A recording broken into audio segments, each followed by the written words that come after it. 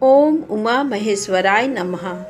आप सभी का हमारे YouTube चैनल पर हार्दिक स्वागत है। आज सुने शिव महापुराण की आगे की कथा। आज की कथा है ब्रह्मा जी द्वारा शिव तत्व का वर्णन।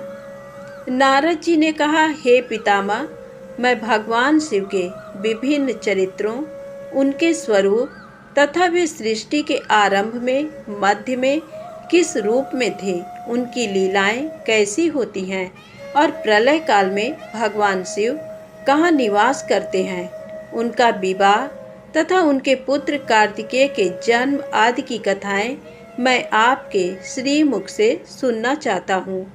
भगवान शिव कैसे प्रसन्न होते हैं और प्रसन्न होने पर क्या क्या प्रदान करते हैं, इस संपूर्ण वृत्तांत को मुझे बताने की कृपा करें।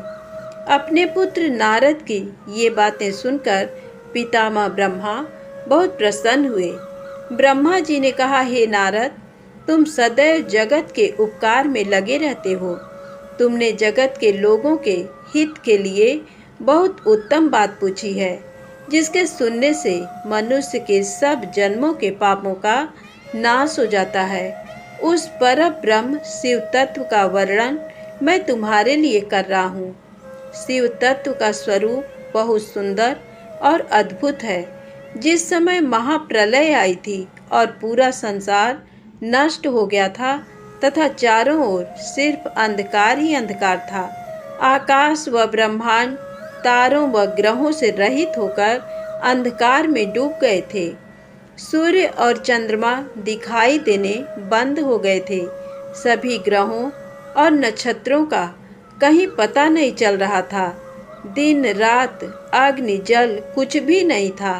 प्रधान आकाश और अन्य तेज भी शून्य हो गए थे।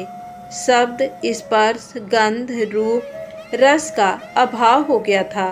सत्य असत्य सब कुछ खत्म हो गया था।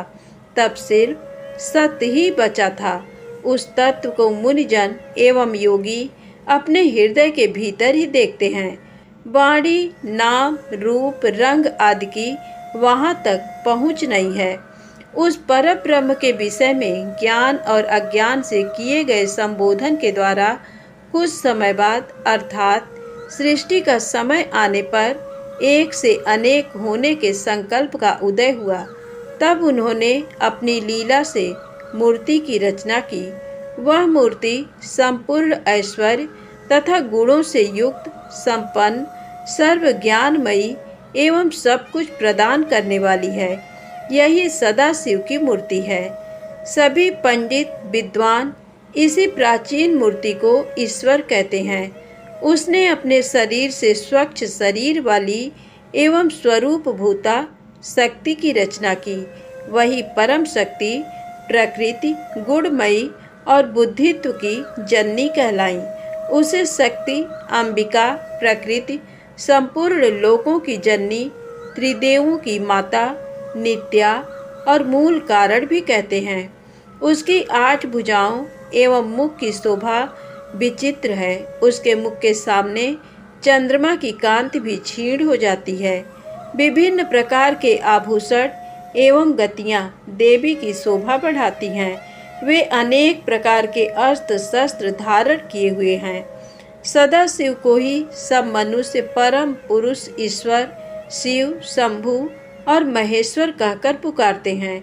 उनके मस्तक पर गंगा, भाल में चंद्रमा और मुख में 3 नेत्र शोभा पाते हैं। उनके 5 मुख हैं तथा 10 भुजाओं के स्वामी एवं त्रिशूलधारी हैं। वे अपने शरीर में भस्म लगाए हैं। उन्होंने शिवलोक नामक क्षेत्र का निर्माण किया है। ये परम पावन स्थान काशी नाम से जाना जाता है। ये परम मोक्षदायक स्थान है। इस क्षेत्र में परमानंद रूप शिव पार्वती सहित निवास करते हैं। शिव और शिवा ने प्रलय काल में भी उस स्थान को नहीं छोड़ा, इसलिए शिव जी ने इसका नाम आनंद वन रखा है। एक दिन आनंद वन में घूमते समय शिव शिवा के मन में किसी दूसरे पुरुष की रचना करने की इच्छा हुई। तब उन्होंने सोचा कि इसका भार किसी दूसरे व्यक्ति को सौंपकर हम यहीं काशी में विराजमान रहेंगे। ऐसा सोचकर उन्होंने अपने वाम भाग के 10वें अंग पर अमृत मल दिया, जिससे एक सुंदर पुरुष वहां प्रकट हुआ, जो शांत और सत्व गुणों से युक्त एवं गंभीरता का अथाह सागर था। उसकी कांति इंद्र नील मणि के समान श्याम थी। उसका पूरा शरीर दिव्य शोभा से चमक रहा था तथा नेत्र कमल के समान थे। उसने हाथ जोड़कर भगवान शिव और शिवा को प्रणाम किया तथा प्रार्थना की कि मेरा नाम निश्चित कीजिए। ये सुनकर भगवान शिव हंसकर बोले कि सर्वत्र व्यापक होने से तुम्हारा नाम विष्णु होगा। तुम भक्तों को सुख देने वाले होगे। तुम यहीं स्थिर रहकर तप करो, वही सभी कार्यों का साधन है। ऐसा कहकर शिव जी ने उन्हें ज्ञान प्रदान किया तथा वहां से अंतर्ध्यान हो गए। तब विष्णु जी ने 12 वर्ष तक वहां दिव्य तप किया। तपस्या के कारण उनके शरीर से अनेक जलधाराएं निकलने लगी। उस जल से सारा सुना आकाश व्याप्त हो गया। वह ब्रह्म रूप जल अपने स्पर्श मात्र से पापों का नाश करने वाला था। उस जल में भगवान विष्णु ने स्वयं शयन किया। नार अर्थात जल में निवास करने के कारण ही वे नारायण कहलाए। तभी से उन महात्मा से सब तत्वों की उत्पत्ति हुई। पहले प्रकृति से महान और उससे 3 गुण उत्पन्न हुए तथा उनसे अहंकार उत्पन्न हुआ। उससे शब्द, स्पर्श, रूप, रस और गंध एवं 5 भूत प्रकट हुए।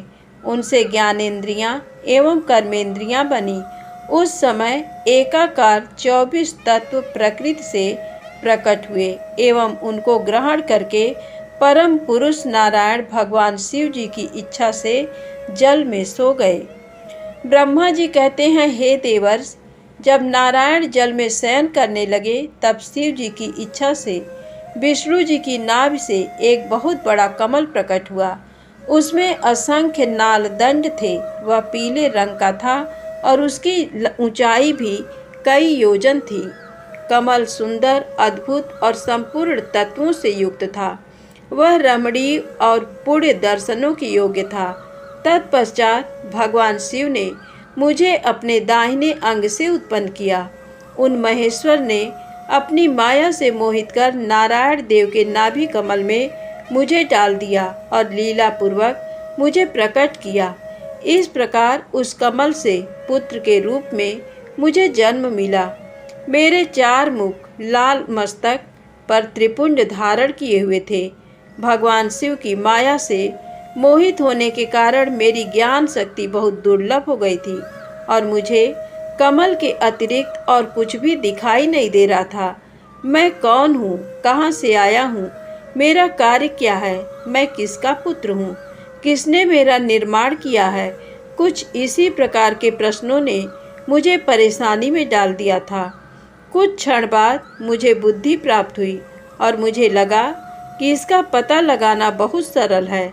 इस कमल का उद्गम स्थान इस जल में नीचे की ओर है और इसके नीचे मैं उस पुरुष को पा सकूंगा जिसने मुझे प्रकट किया है।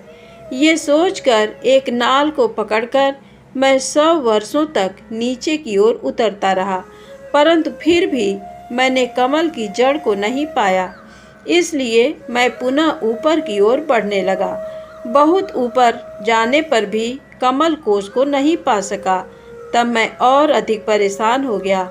उसी समय भगवान शिव की इच्छा से मंगलमयी आकाशवाणी प्रकट हुई। उस वाणी ने कहा, तपस्या करो।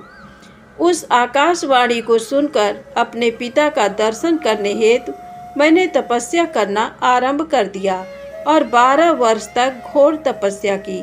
तब 4 भुजाधारी सुंदर नेत्रों से शोभित भगवान विष्णु प्रकट हुए। उन्होंने हाथों में शंख, चक्र, गदा और पद्म धारण कर रखे थे।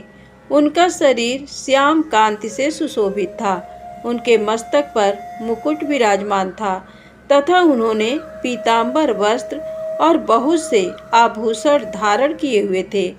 वे करोड़ों कामदेवों के समान मनोहर दिखाई दे रहे थे। और सांवली व सुनहरी आभा से शोभित थे। उन्हें वहां देखकर मुझे बहुत हर्ष व आश्चर्य हुआ। भगवान शिव की लीला से हम दोनों में विवाद छिड़ गया कि हम में बड़ा कौन है। उसी समय हम दोनों के बीच में एक ज्योतिर्मय लिंग प्रकट हो गया। हमने उसका पता लगाने का निश्चय किया।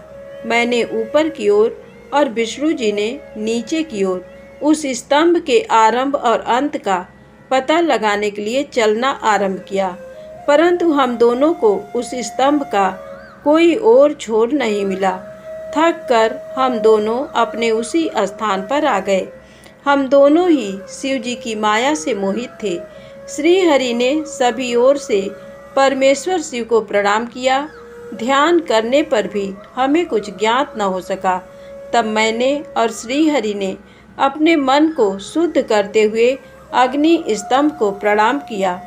हम दोनों कहने लगे, महाप्रभु, हम आपके स्वरूप को नहीं जानते। आप जो भी हैं, हम आपको नमस्कार करते हैं। आप शीघ्र ही हमें अपने असली रूप में दर्शन दें। इस प्रकार हम दोनों अपने अहंकार को भूलकर भगवान शिव को नमस्कार करने लगे।